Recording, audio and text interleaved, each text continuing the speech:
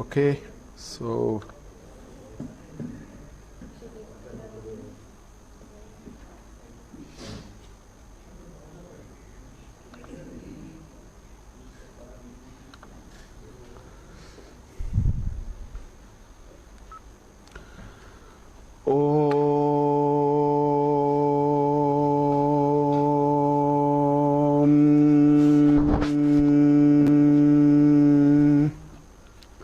Yasmat jatam jagat sarvam yasmin eva praliyate enedam dharyate chaiva tasmai jnanatmane namaha Ishvaro gururatmeti murti bheda vibhagine vyomavat vyapta dehaya dakshinamurtaye namaha Taittiriya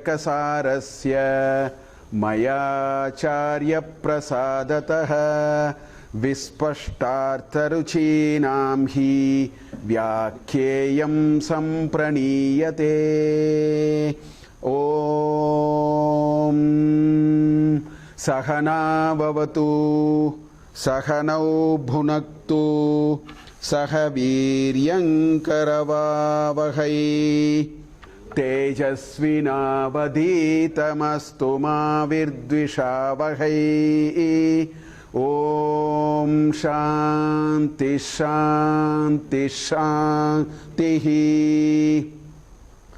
Tasmadva Yetasmadannara samayat Anyontara Atma Pranamaya Tenaisha Purnaha Sava Yesha Purusha Vida Eva Tasya Purusha Vidhatam Anvayam Purusha Vidaha Tasya Pranaye Vashiraha Vyano Dakshinaf Pakshaha Apana Uttaraf Pakshaha Akasha Atma Prithvi Pucham Pratishta Tadapyesha Shloko Bhavati Pranam Deva Anuprananti Manushya Pashavaschaye Prano hi bhutanamaayuhu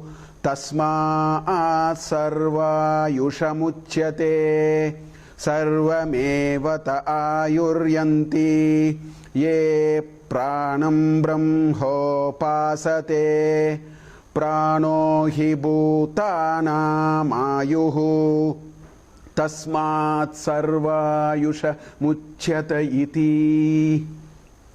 I just want to make a point. See, in Sanskrit, when there is a visarga followed by pa or pa, alpa prana or mahaprana, then that visarga must be pronounced with a f. It is called upadmaniya. There is a technical word for it. So when you say this, people who know Sanskrit, they will correctly pronounce. You can see. Here I should say dakshina pakshaha, I should not say. Dakshinaf, on F must come between the ksha and the pa, because there is a visarga. It is called upadmaniya. Similarly, in Sanskrit, after a visarga, if there is a ka or ka, alpa prana or the, it's called jihva muliya. There you have to say that sound must come in visarga. If there is a visarga followed by a ka or a ka, there should be a sound like that. These are some subtle things. People who know Sanskrit will properly do it. So here I would have said Vyano Dakshinaf Pakshaha. I would have put a F in between the Ksha and the Pakara. I just thought I will. Another interesting what I found in YouTube, when I recited this in one of the earlier, YouTube says there is a matched content. So I was a little worried about copyright. I went and found what is matched content. My recitation, it says, is available in some T-series cassette. Somebody has said Taittiriya Upanishad. So it is saying matched content. So this will also become a matched content. Match sound? Matches. I was surprised. So there was a hyperlink which said matched content. So I was a little worried. Because mine is now in the public domain. When I played it, it was my voice and this. Then it says it is available elsewhere. I have not given any album as such. Anyway, okay. So, Annamaya Atma we have seen. Last time we saw a little bit of the pranamaya, which is the second layer. Right? So just to little bit catch up, this is a discussion on the Pancha Koshas. It's a beautiful framework. Some of our ancestors' frameworks are so powerful. So this 5-layered framework to understand who you are, it's a nice framework. So we are in that thick of that discussion. And the approach Taittiriya Upanishad has taken is, it takes one layer, describes it, and it says, until you understood what that layer is, it is called an Atma. So Annamaya is called Atma. Moment you understood what Annamaya is thoroughly, it loses its Atma status. It becomes a kosha. Kosha is just a cover. Atma is, you thought you are this body. Atma is the self. So we all start with Annamaya Atma. We think this is what I am.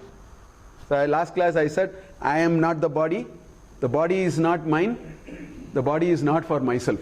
These are the 3 thoughts we have to transcend. If we had succeeded it, then Annamaya no longer is an Atma, it becomes a kosha. So that is a procedure they have taken. They first present it as your real self, then it says, Ye annam brahmopasate, ye pranam brahmopasate. Do upasana. Do a deep contemplation. Try to understand the veracity of what is being told.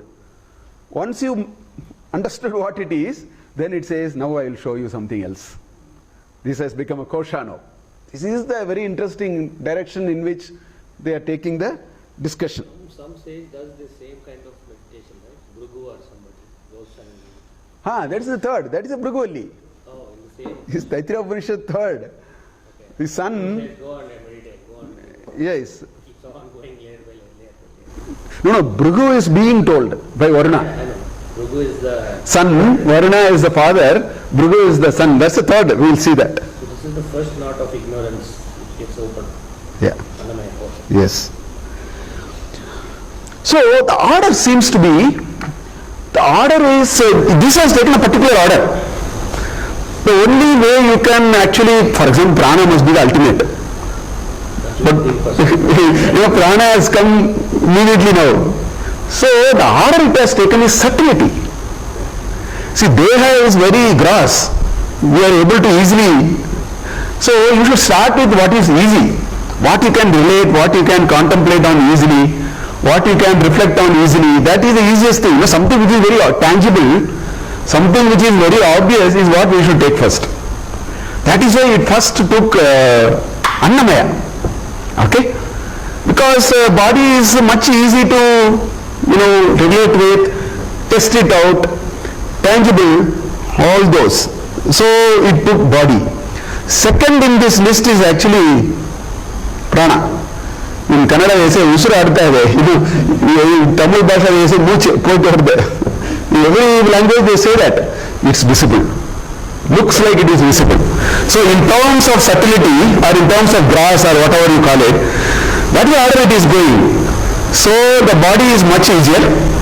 So you can, test it, you can... Also feel the pulse, right? All that. So that is the order in which it is going. First it showed the most grossest, then it has taken prana. So that is how it has gone to prana now. So more and more it gets thinner and thinner. So the order is from a dimension of subtlety, actually speaking. So that's where we saw pranamaya, we saw a little bit of the bird-like structure, that mantra only we saw last time. Okay? There are several ways by which this prana is being articulated. Actually, I saw the chat in live stream. Priya had asked and Sridhar had a little bit answered, and Priya asked the same question to me through Google also. I haven't answered. In a way it gets answered today, but more importantly I will talk about it because that question was raised. The question she asked was, is prana the air? Is prana the vayu, the air?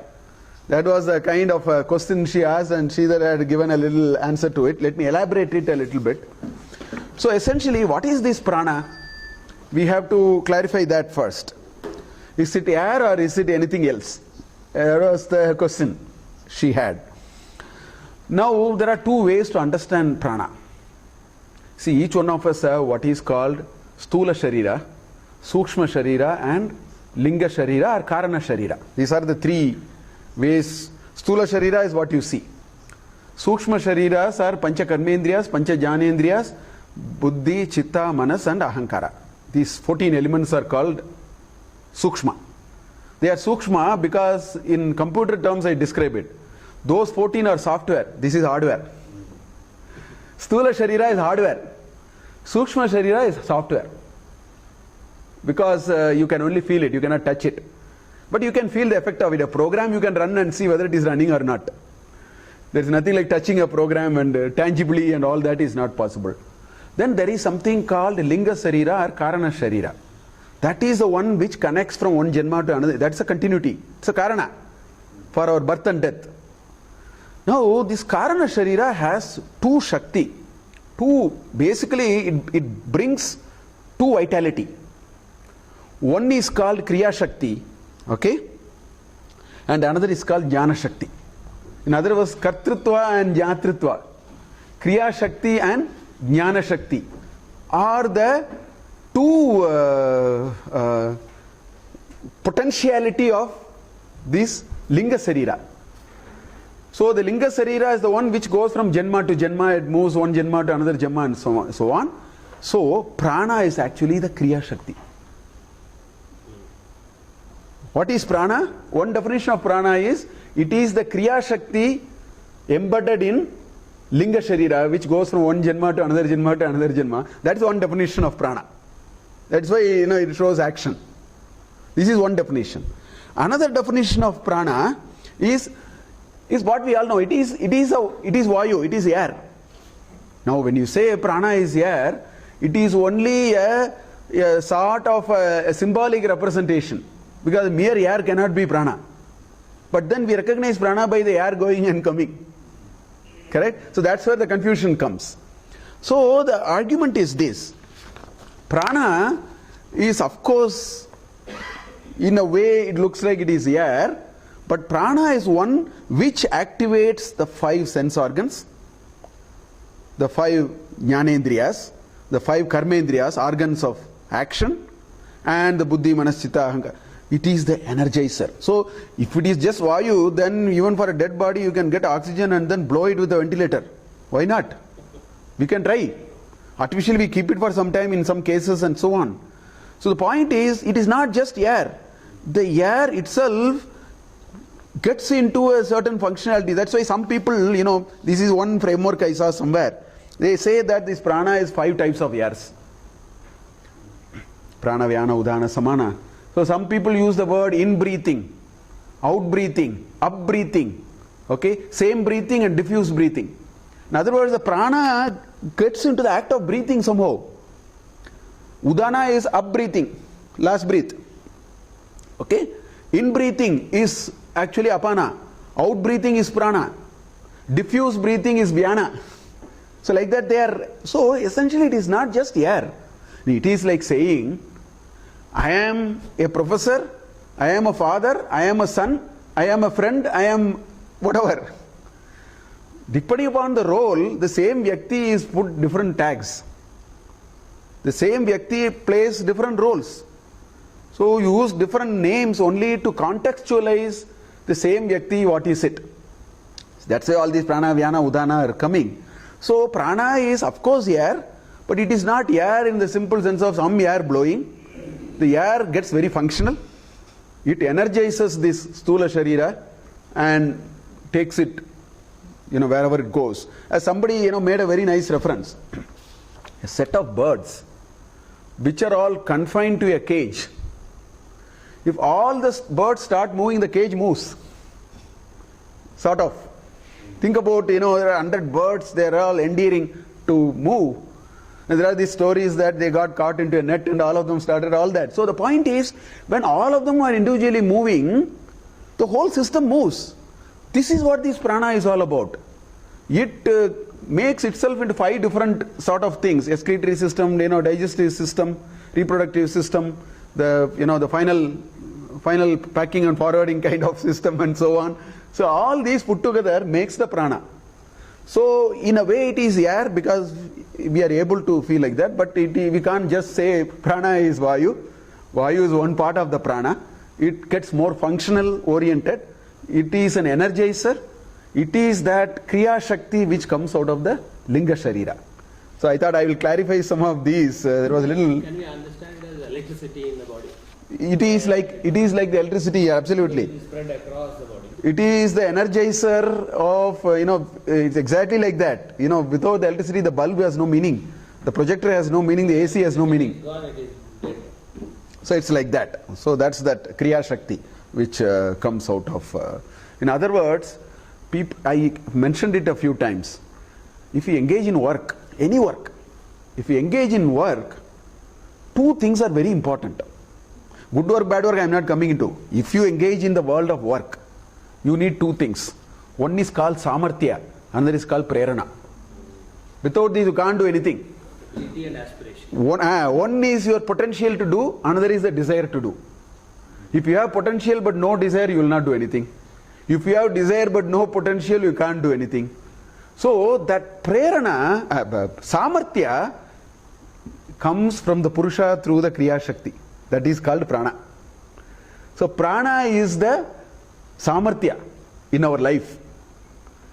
Now the annamaya, the prakriti, is the prerana.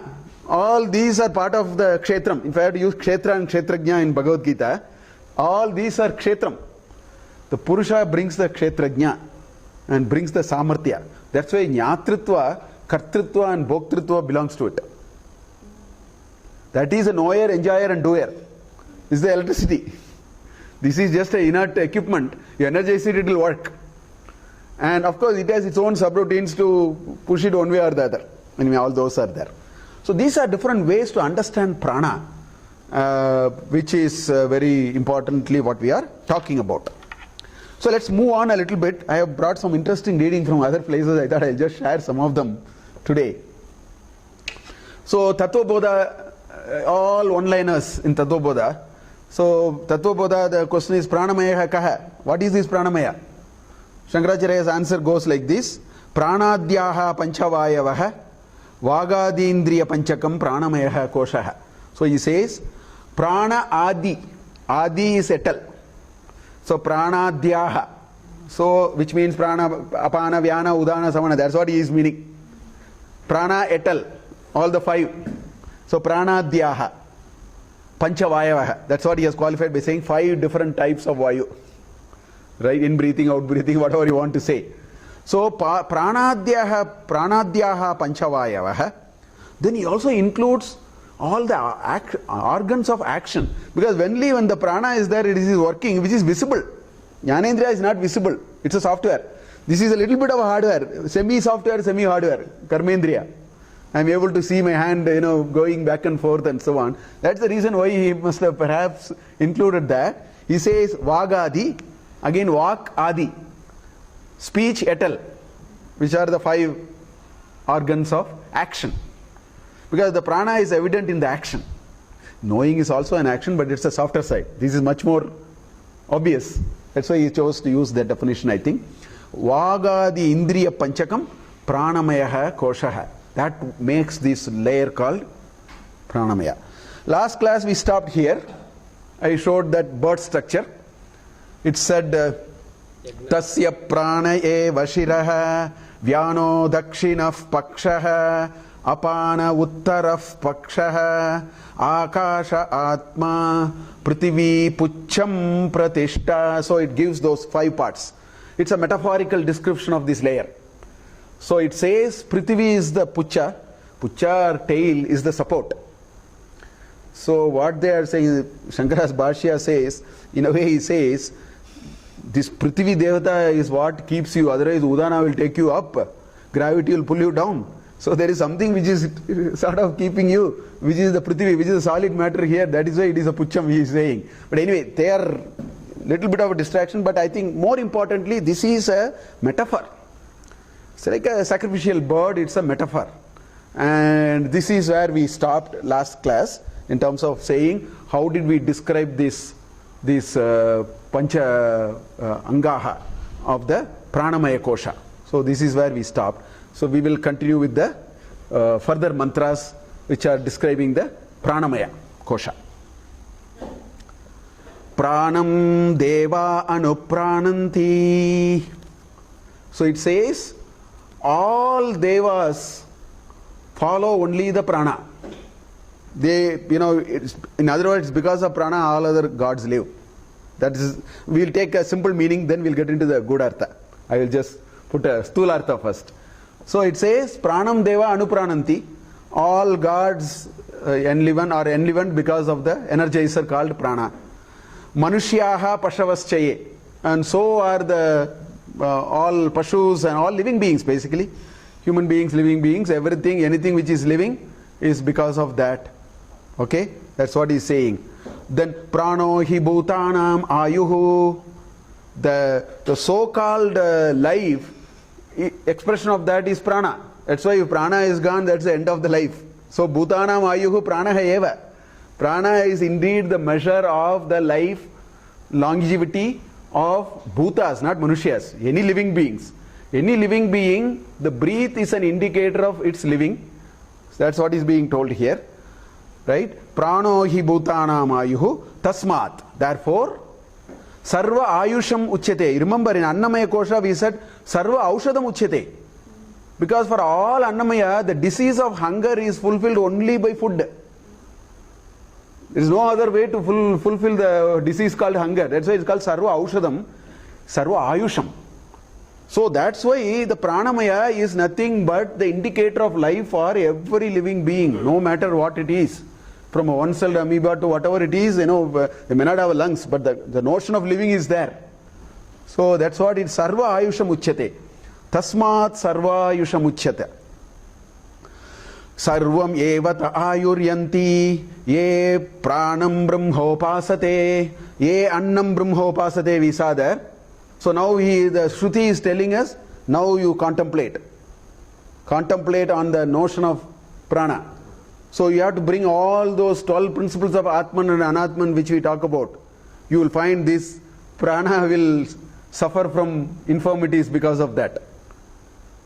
Anadi, Ananta, so many things are there. It will be vitiated.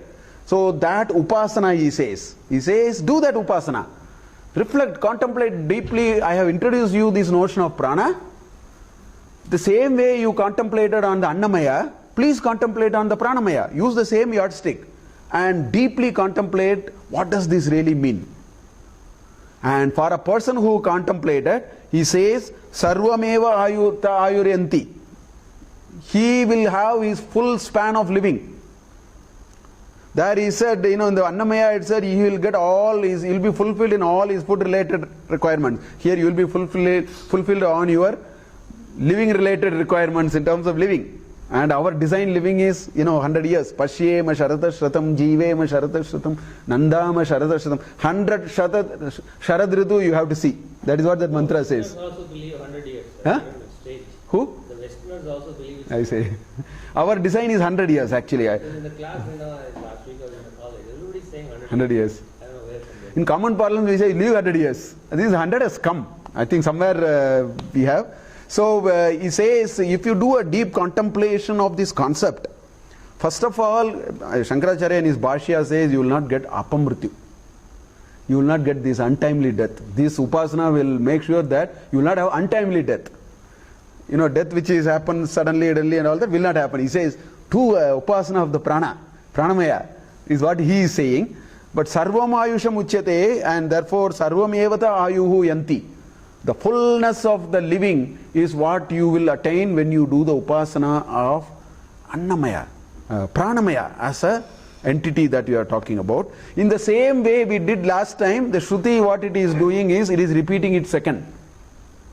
The same idea comes again. It says, ye pranam brahmo upasate, then it says, prano hi bhutanam ayuhu, tasma sarva ayusham uchyate. Same thing is repeating. Same thing happened there also. So the interpretation people give for this is, the second repetition is a recounting of these after the seeking and realization of the knowledge. After seeking and realization of the knowledge, you recount it the second time. That's why it is being told the second time, same thing is repeated. Now there are many things here. For example, pranam deva anuprananti. What is the meaning of this? Because the whole discussion Shruti is taking a unit of analysis of an individual. So where is deva coming now? This whole discussion is on a unit of analysis called individual. The Panchakosha Vivarana is on a unit of analysis called individual. Now it says pranam deva anuprananti. So which God is following what? What is this God following a prana? Now in order to understand that, this is actually a meaning. The meaning is there are presiding deities in this body. So it actually means that. And it is obvious if the prana goes, in fact there is one, I think it is there in Kena Upanishad, I think. This discussion is there. The prana goes, engine will shut off. So that is being discussed. All devas will have to go. Now what are these devas and where are they? See, ever since I started reading this, I read Shankaracharya has written what is called Panchikaranam. Shureshwaracharya has written a beautiful Vartika for it. Very, very easy. No commentary. The first time I read a Vartika without a need for a commentary. It's so sarala. Straight. So I brought some 20, just about 80 shlokas.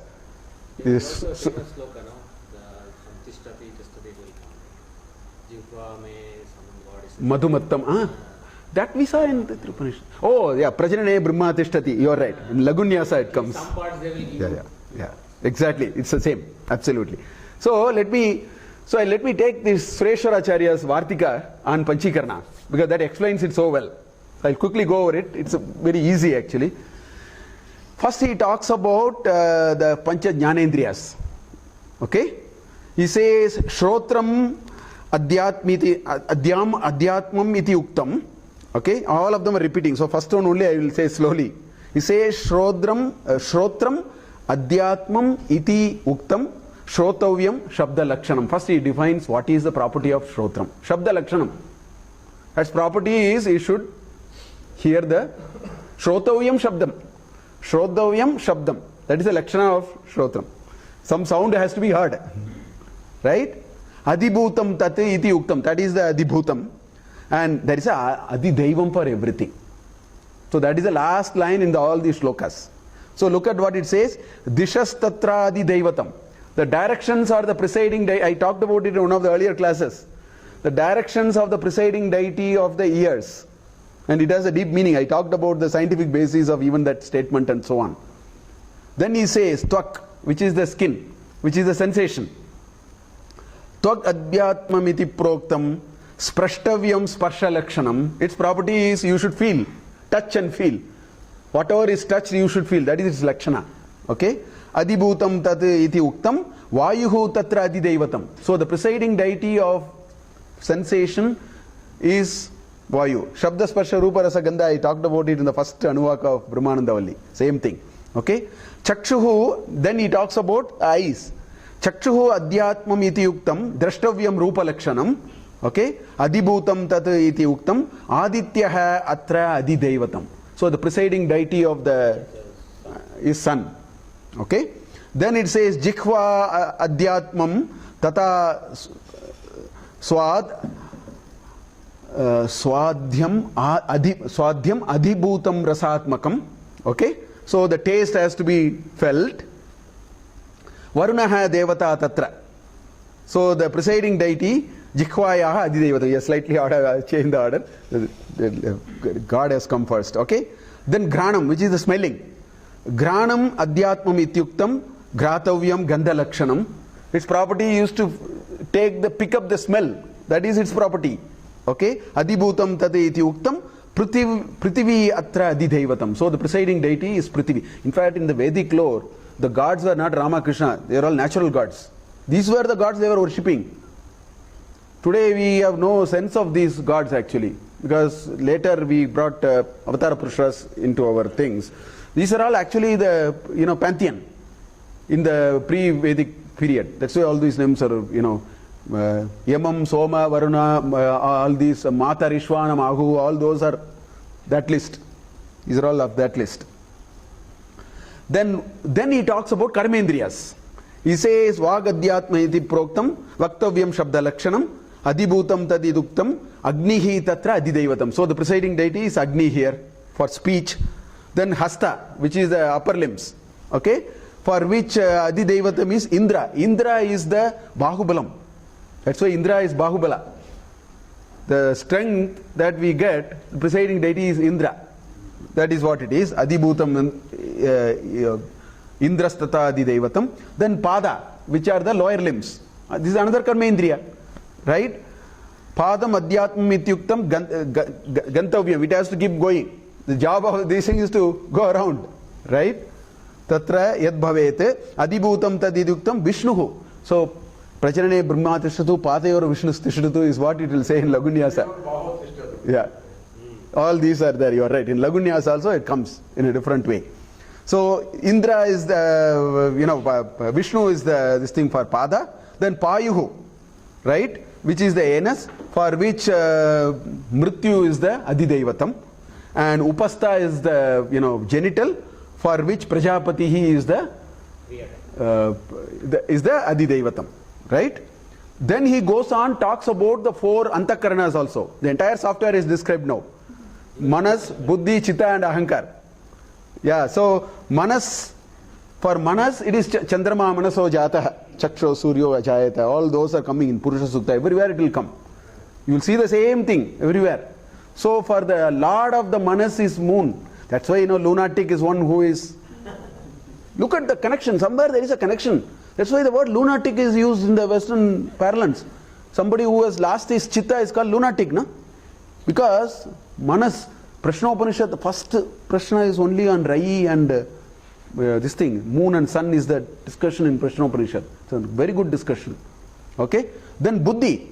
For Buddhi, the Adidevatam is Brihaspati. Okay? And Ahankar, for which the Adidevatam is Rudra. Okay?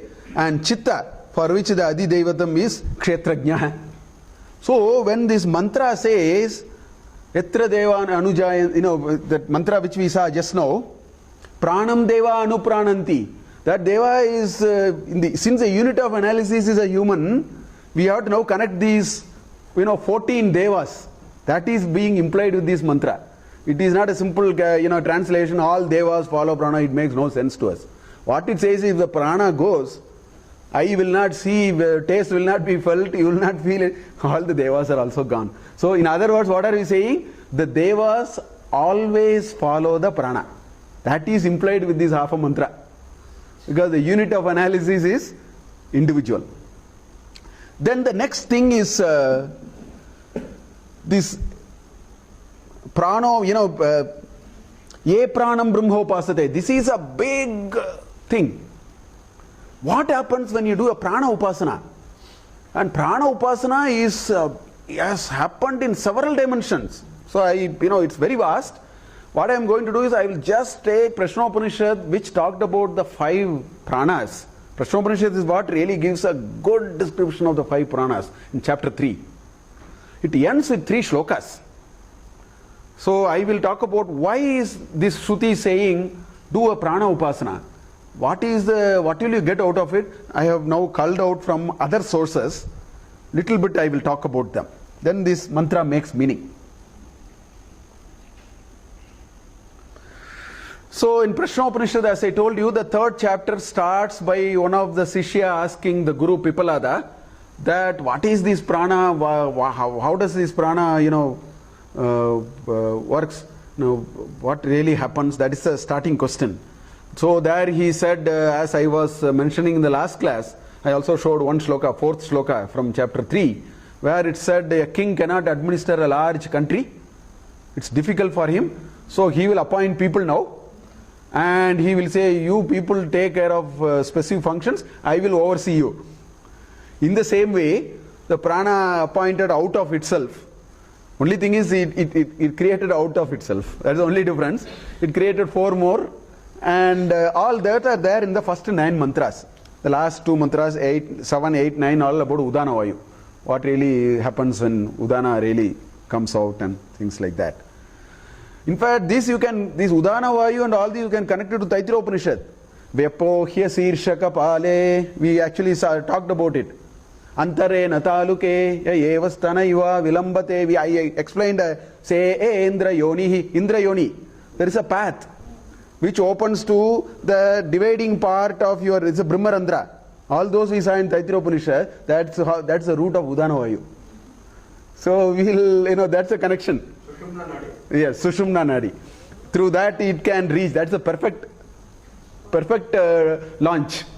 That is actually the perfect launch. Actually. So for different people it launches through different, there are so many holes in the body. So it does, depending upon our vasanas, depending upon how we have conducted our life, the Udana may finally choose to, these are all symbolic of a judgment on the life.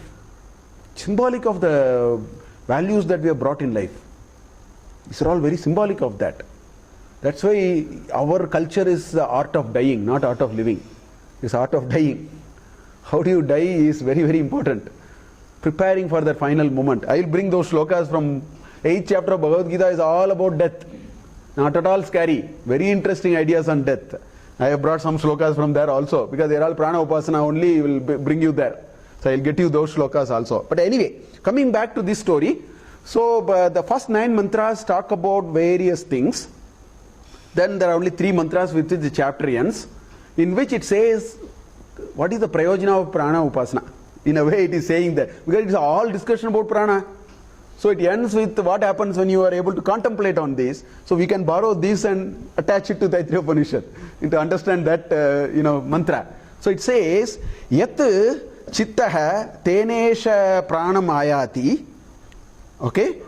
Pranas tejasa yuktaha sahatmana atmana sahatmana tata sankalpitam lokam nayati. First of all it says that your prana upasana will really decide where will you go. That is what is being summarized here in a way. Because it says whatever is your chitta, your thought. What is prana upasana? It is all, shaping these thoughts.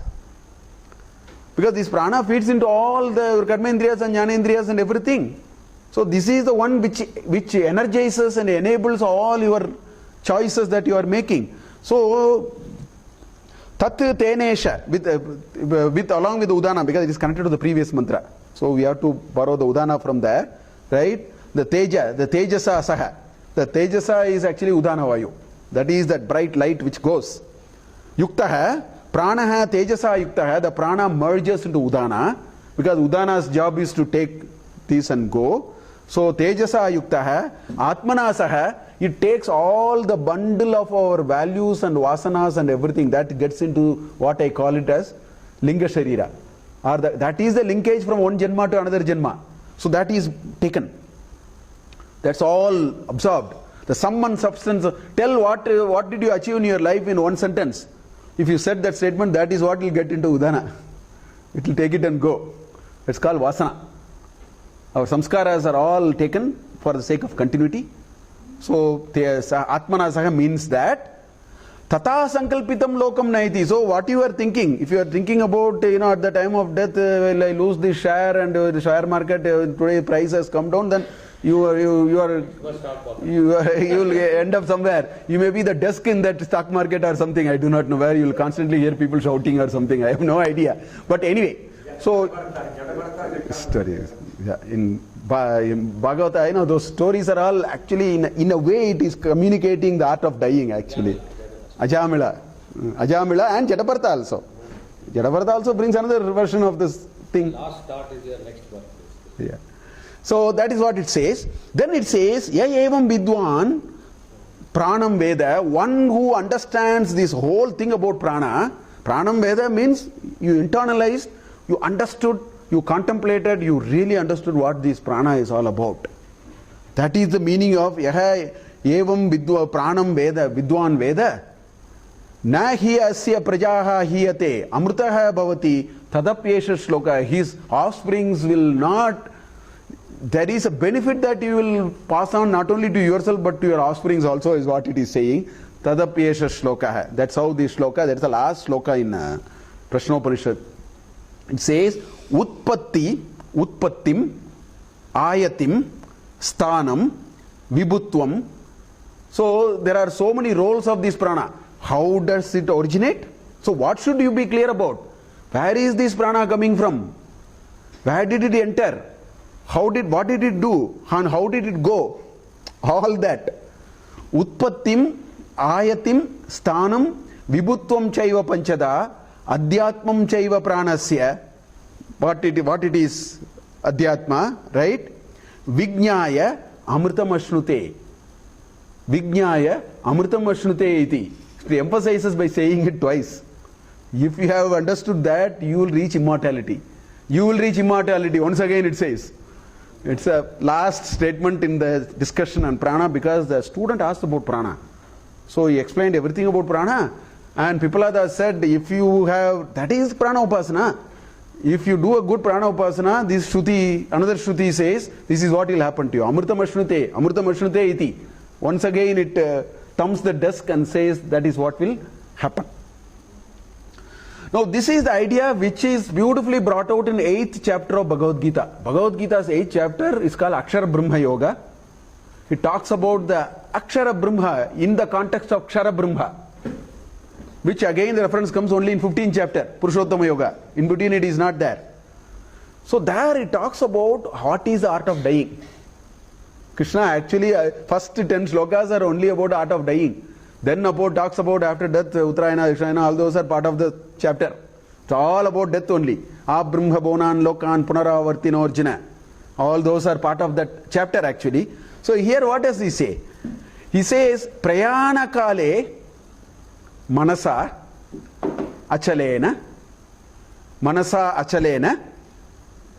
bhaktya yuktaha yoga balena chaiva bruvor madhye pranam aveshya samyak sa tam param purusham upaiti davyam. In fact, the previous sloka is, 2 slokas are very important. It says anoraniyan mahato mahiyan. No, it says puranam, kavim puranam, tamasa parastad, all those will come. It describes that what should you imagine in your final moment is in the sloka 9 and 10. I did not bring it. Aditya varnam tamasa parastad, there is a sloka 9 and 10. Where he says you must be able, your thoughts must be able to be focused on that. Having focus like that, it paints, see in our culture, many people don't know. If you say Sahasranama, Vishnu Sahasranama, do you know what is the most critical part of Vishnu Sahasranama? There is a set of sloka called Dhyanam. Kshiro Danva Pradeshe Suchimani Vilasai Saikatayin Moktikana Mala Klata Spadikhamani Nibai. When you say that, if you really understood it, you know what will happen? All Dhyana shlokas, for Lalita Sahasranama, Shiva Sahasranama, some pujas they do some wonderful Dhyana shlokas. In fact, there is a group of people who do a Pradosha puja. I'm stunned by their Dhyana shlokas. I don't know from where they culled all those shlokas and so on. If you really, understood the Dhyana shloka, our ancestors said, if you want to do a work, first your thoughts cannot be like this. That also Bhagavad Gita he said, Bahushaka hi anantascha. Buddhi hi avyavasainam. Vyavasayatmika buddhi kuru iha eka nandana. Do focus on one. It's like, put a mirror on the sun, it will burn metal. Our mess is being cooked only on that technology. The food in our mess is being cooked only with that technology. We have parabolic reflectors. That's the power of concentration. Okay? So, in all our shlokas, there is a Dhyana shloka. My humble request to you, if you are really seriously telling some shloka, please thoroughly understand the Dhyana shloka. Padacheda Madi, you just split it, because you will see the difference. By the time you tell that 5 shlokas of Dhyana, that Lord Vishnu will sit. For Rudra there is a Dhyana, beautiful Dhyana. If you really understood it, all thoughts will go. You will see actually in the Vishnu Sahasranama, you will see Vishnu sitting in a particular place in a particular way. That is the idea of that. Because if this mind cannot be focused, nothing worthwhile can be achieved. Work will become futile. Bahushaka hi anantascha. It's what Krishna is saying. All energy will get frittered away. So even in this, he has put 2 Dhyana shlokas before coming here. He has described what should you focus on. Then he says, Prayana kale, your last time has come. Prayana kale, manasa achalena, Because now your thoughts will not disturb, because the two shlokas, if you really understand, you will try to more and more think about it, you will fix your mind there. So manasa will become achala. Manasa achalena bhaktya yuktaha, with genuine bhakti, right? Yoga balena cheva, you practice yoga, it will give you that concentration and that steadfastness that you are looking at. So you are equipped with yoga bala. Yoga balena cheva, brough madhye pranam aveshya, samyak pranam aveshya. Fix your, this is part of prana upasana. Fix your focus, your prana between the brough madhye. That's what he is saying. Brough madhye pranam aveshya samyak, properly, well. Properly you have that imagery in front of you. Focus your thoughts in between the two brough madhye, between the eyebrows, right? This is one of the chakras. Yeah. So in fact, one of the biggest thing in prana upasana is chakra. I'll talk about it a little bit. It's a vast subject. I am not going to get into it. I want to connect it. Because prana upasana is all, chakras are all meant for that. There is all these kundalini yoga are all part of that. They are all prana upasana actually. Anyway, so brough madhye is pranam aveshya samyak saha tam param purusham upaiti divyam. That divyam param purusham tam upaiti. That which is divyam, which is param, that you will finally reach. This is one greatest thing that can happen in prana upasana. This will happen only with a little bit of prana upasana. Otherwise, it will be very difficult to do this. So, a few slokas before that, he explains that in a little more detail. He says, Antakale cha mameva smaran muktva kalevaram saprayati samadbhavam yati nasti atra samshayah. Nastyatra samshayah. So, Antakale cha, in your final moments, this is what I call as art of dying. In your final moments, okay, mameva smaran, thinking of only me. Krishna says, mameva smaran muktva kalevaram.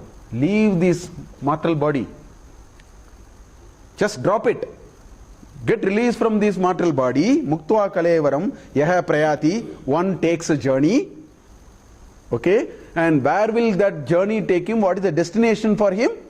He says, saha madbhavam yati. He will come unto me. He will come unto me. Nasti atra samshayah. Krishna puts a lot of disclaimers in Bhagavad Gita. Don't have doubt. Nasti atra samshayah. Don't have an iota of doubt. I am giving you a guarantee. Performance guarantee. We want performance guarantee, no? So he thumbs the desk and says, I give you a guarantee. That's what this shloka says. Next shloka says, to make sure that you understand what will happen, he wants to paint a larger picture. So he says, yam yam vapi smaran bhavam, okay, tyajati ante kalevaram, people can give up their last moment of their life thinking anything. He is now generalizing the argument. He says, yam yam vapi, whatever it is, Jadaparada did something, the other Bhagavad story, Ajamela did something and so on, and these are all stories to point to it, actually. So he says, yam yam vapi smaran bhavam, tyajati ante kalevaram, tam eva. Indeed, that alone, tam eva yeti. He reaches only there. No, it will not short circuit. The path is pakka. No derailment, no, diversions, nothing. Tam eva yeti. Sada tadbhavam bhavita. Because why? Do you know, this is the crux of the whole 8th chapter, if you ask me. Sada tadbhavam bhavita hai. What you will remember at your last moment is what you are. Please understand that. That's what he is saying. Sada tadbhavam bhavati. Bhavita hai. So these Ajamela, people were misunderstanding all these stories. Although the story looks very, very compelling here.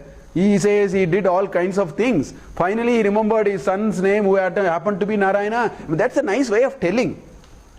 The story is, what you will remember at the 11th hour depends on what you are. I have seen it. If there is a crisis, there is a fire. Once I vividly remember, I was a student, 6th standard or 7th standard. I was coming from my school. What happened was, there were 7 houses on flame. And some fire, I vividly remember, because that's what my memory goes there. There were 7 houses in flame. Okay? Some fire accident. We were walking back from our school by walk. We were awestruck and we were standing there for a while and then looking at it. Because it was a new experience. We didn't know what this fire was and all. We were small kids. No? I remember what people brought out of the 6 houses are different. At that time I made no meaning of that. If you are given a little bit of a time, you know what you will do? You will take what is most prized and bring it out. One person may bring his wife, another person may bring his bank passbook, another person may bring his, whatever, his locker details or locker key. It all depends. We can know. In fact, in this country, after 1,000 years of continuous invasion for 1,000 years, today we are able to sit here and then read, thousands of years of legacy. You know why? Because in this country, when crisis came, people knew what to take and go. They have taken most of this has not been destroyed. So this culture is very hard to destroy, whatever you try, because they value this very high. So that's what it says. Sada sadbhavam bhavitaha. Yad bhavam tad bhavati. This is again in another Upanishad, this vakya is there. Yad bhavam tad bhavati. We cannot be anything different. That is why spirituality cannot be after 70 years or 60 years. Please don't think like that. This has to grow in you. This has to be your nature. That is what makes you that 11th hour, that last minute is a function of what you are.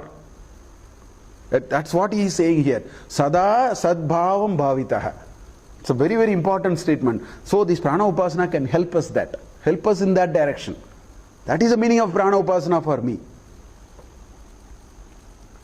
Then of course, prana upasana's one of the biggest thing is the whole the chakra upasana. Because chakras are reference points. There are more than 72,000 chakras. Chakra, that's what they say. Chakras are the reference points where you are able to catch and realize the prana. Prana is flowing, no? Prana, just now we saw, it has 5 parts. Samana, Udana, Vyana and all that. Now the question is, how do if you are talking of prana upasana, one of the methodology is called all these chakra upasana, kundalini and all those that they are talking. It's a fully developed yogic science. And according to that, there are these 6 chakras, and on the top of it, the Sahasrara Kamala. This is one. So this is a nice shloka from Saundarya Lagari. It really brings that idea so nice. That's why I brought this shloka to explain it.